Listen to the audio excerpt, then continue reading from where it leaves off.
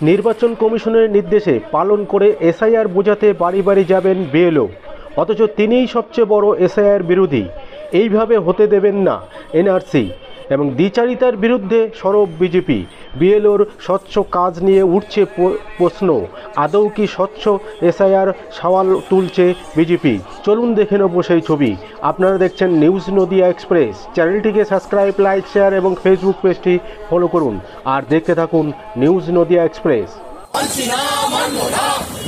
অবিলম্বে সার বাতিল করতে হবে।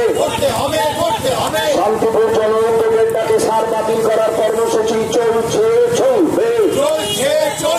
সারকে জনবিক্ষোভের আগুনে জ্বালিয়ে দাও, পুড়িয়ে দাও। সারকে জনবিক্ষোভের আগুনে জ্বালিয়ে দাও, পুড়িয়ে দাও। শ্রমজীবী মানুষকে বেনাগরিক করার চক্রান্ত জ্বালিয়ে দাও, পুড়িয়ে দাও। শ্রমজীবী মানুষকে বেনাগরিক করার চক্রান্ত জ্বালিয়ে দাও, পুড়িয়ে দাও। শ্রমজীবী মানুষকে বেনাগরিক করার চক্রান্ত ব্যর্থ করো। শ্রমজীবী মানুষকে বেনাগরিক করার চক্রান্ত ব্যর্থ করো। অবিলম্বে সার বাতিল করতে হবে। অবিলম্বে সার বাতিল করতে হবে। সারের নামে মানুষকে বেনাগরিক করা চলবে না। সারের নামে মানুষকে বেনাগরিক করা চলবে না। ছেড়ে দাও। সারের নামে মানুষকে বেনাগরিক করা চলবে না। অবিলম্বে সার বাতিল করতে হবে। অবিলম্বে সার বাতিল করতে হবে। সারকে জনবিক্ষোভের আগুনে জ্বালিয়ে দাও, পুড়িয়ে দাও। সারকে জনবিক্ষোভের আগুনে জ্বালিয়ে দাও, পুড়িয়ে দাও। সারের নামে বেনাগরিক করার চক্রান্ত মানছি না, মানব না। সারের নামে বেনাগরিক করার চক্রান্ত মানছি না, মানব না। অবিলম্বে সার বাতিল করতে হবে। এসআইআর এর নামে ভোটার করার চক্রান্ত মানছি না। অবিলম্বে সারকে বাতিল করতে হবে। দিকে দিকে আওয়াজ শুনুন, সারকে বাতিল করতে হবে। জনবিক্ষোভের আগুনে এসআইআরকে জ্বালিয়ে দাও, পুড়িয়ে দাও। এসআইআরকে জ্বালিয়ে দাও, পুড়িয়ে দাও।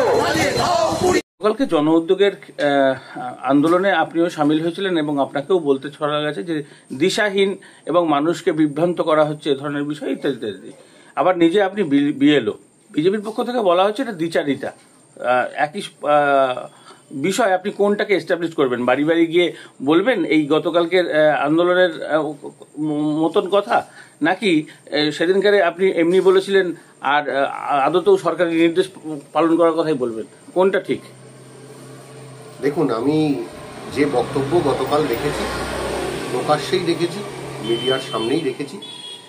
আমি কি ব্যাপারে কিসে কি দায়িত্বপ্রাপ্ত আমার নিজের সেটা বোধ আছে।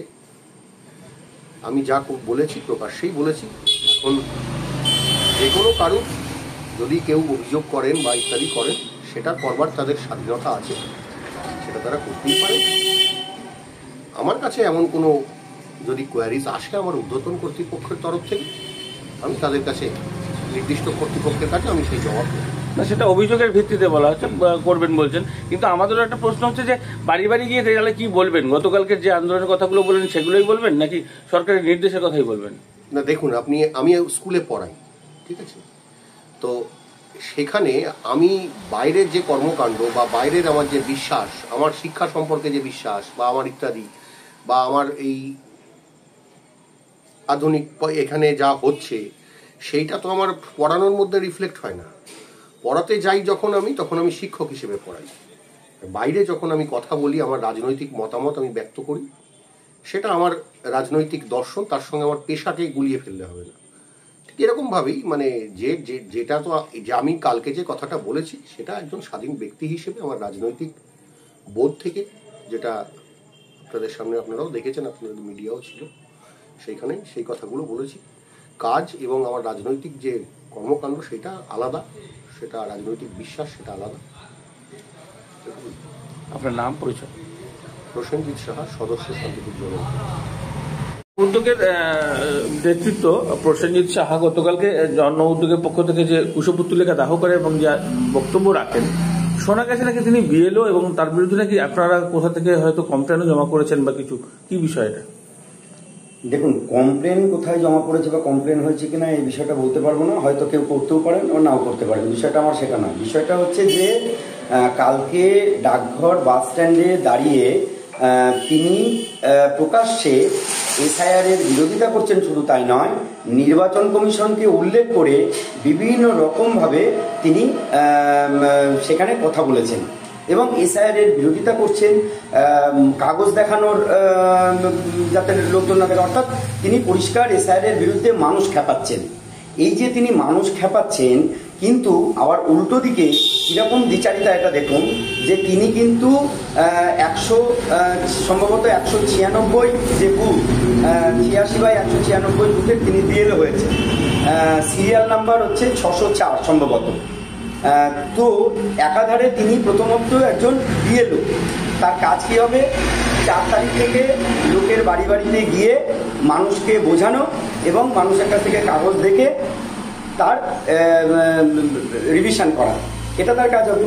তাহলে যে ব্যক্তি এই রিভিশনের কাজটি করবেন, সেই একই ব্যক্তি মাইক ধরে প্রকাশ্যে জনগণকে খেপাচ্ছেন এবং অনেক কিছু আমি দেখলাম তাদের ভিডিওটা, যে সেখানে প্রচুর তিনি ভুল তথ্য দিচ্ছেন এবং মানুষ যাতে ভয় পেয়ে যায়, এসআইআর এর বিরুদ্ধে চলে যায়, একটা গণ আন্দোলন গড়ে ওঠে, সেই বিষয়ে এর আগেও তিনি করেছেন। নো ভোট টু বিজেপি করে মমতাকে এবং তৃণমূলকে অক্সিজেন জুগিয়েছেন। বিষয়টা সেটা নয়, বিষয় হচ্ছে যে একই ব্যক্তির তার দুই রূপ যদি এরকম ধরা পড়ে, তাহলে সেই ক্ষেত্রেই প্রশ্নটা ওঠাটা স্বাভাবিক। কারণ 4 তারিখ থেকে সেই ব্যক্তিকেই যখন বিভিন্ন লোকে দেখবে যে 196 নম্বর বুথে গিয়ে তিনি বাড়ি বাড়ি গিয়ে ভোট তুলছেন এবং রিভিশন করছেন, সেই একই ব্যক্তি আবার যখন ডাকঘরে দাঁড়িয়ে মাইক ফুঁকে এসআইআর এর পুষ্পতলিকা দাহ করছেন, তাহলে এইখানে তার বিরুদ্ধে প্রশ্ন ওঠাটা তো স্বাভাবিক নিশ্চিত হবে। তাহলে এখানে শিক্ষিত জনগণ অনেকেই আছেন, বিভিন্ন সংগঠন আছে, সেখান থেকে তার বিরুদ্ধে প্রশ্ন ওঠাটা স্বাভাবিক। সেটা তো পেশাগত দায়িত্ব। এই ব্যক্তি, হ্যাঁ পেশাগত, আপনি যেটা বলছেন যে এই ব্যক্তি তিনি যে এসআইআর এর কাজ করবেন, তা কতটা তিনি নিরপেক্ষভাবে কাজ করবেন এই প্রশ্ন উঠে আসবে। কারণ তিনি প্রকাশ্যে পুষ্পতলিকা দাহ করছেন এবং তিনি এসআইআর এর বিরুদ্ধে নির্বাচন কমিশনের বিরুদ্ধে কথা বলছেন। তিনি কিন্তু একজন নির্বাচন কমিশনের কর্মী। তিনি নির্বাচন কমিশনের কর্মী হয়ে নির্বাচন কমিশনের কাজটা যখন তিনি বুথে করতে যাবেন, তিনি কতটা সঠিকভাবে কাজ করবেন এই প্রশ্ন তো বিভিন্ন রাজনৈতিক দল বা বিভিন্ন সংগঠনের কাছে প্রশ্নচিহ্ন হয়ে দাঁড়াবে।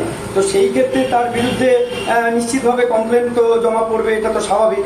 কিন্তু কে করেছে এটা নিয়ে আমি এখন ঠিক সঠিক জানি না। আর রাজ্য সরকারের কর্মচারী হলে তাহলে রাজ্য সরকারের সমালোচনা করা যাবে না, কিংবা কেন্দ্রীয় সরকারের কর্মচারী হলে কেন্দ্রীয় সরকারের কোনো বিষয়ে সমালোচনা করা যাবে না? দেখুন, আবারও একটা কথা আপনি বলছি যে কোনো ব্যক্তি নিশ্চিতভাবে সমালোচনা করার অধিকার আছে। গণতন্ত্রে কিন্তু বাক স্বাধীনতার অধিকার সকলের আছে।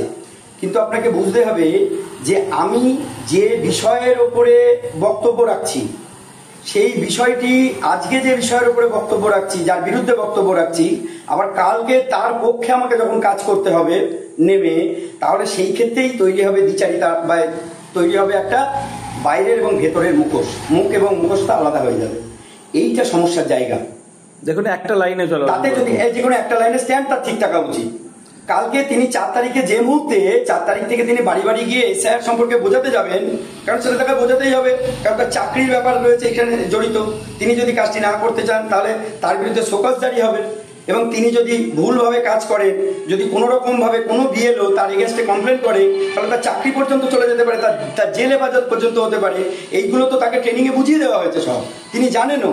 এরপরেও যদি তিনি এই সমস্ত কাজ করে থাকেন, তাহলে সেই ক্ষেত্রে তিনি সুষ্ঠুভাবে এবং তিনি সঠিকভাবে কাজ করছেন, এটা প্রমাণিত হয়ে যাবে। জেলের পর থেকে মানে পদত্যাগ করে তিনি করতেই পারেন। পদত্যাগ তো করতে পারবেনই না। কোনো ব্যক্তি চাইলেই তিনি নির্বাচন কমিশনের এত শক্তি আছে, তার এতটা পাওয়ার আছে যে কেউ চাইলেও আর তাকে ছেড়ে দেওয়া হবে এই জিনিসটি নয়। কারণ এটা হচ্ছে একটা সার্ভিস, এটা হচ্ছে সার্বিক স্বার্থে পাবলিক ইন্টারেস্ট, মানে পাবলিক ইন্টারেস্টকে কিন্তু সে কাজ করতে বাধ্য। সে কোনোভাবে এটা এরকম তার ইচ্ছার উপর নির্ভর করে না।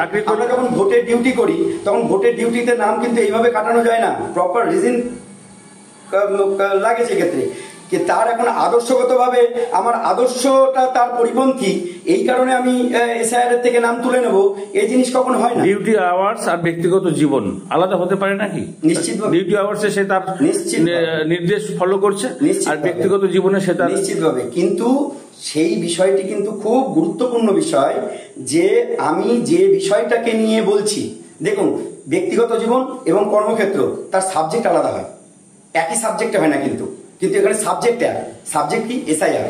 যে এসআইআর নিয়ে তিনি ব্যক্তিগত জীবনে বিরোধিতা করছেন, সেই একই এসআইআর নিয়ে মানুষকে বোঝাতে যাবেন, তার কর্মজীবনে। এইটা হচ্ছে পার্থক্যের জায়গা। আপনার নাম? ডক্টর সোমনাথ মুখোপাধ্যায়, নদিয়া দক্ষিণ সাংগঠনিক জেলা বিজেপি।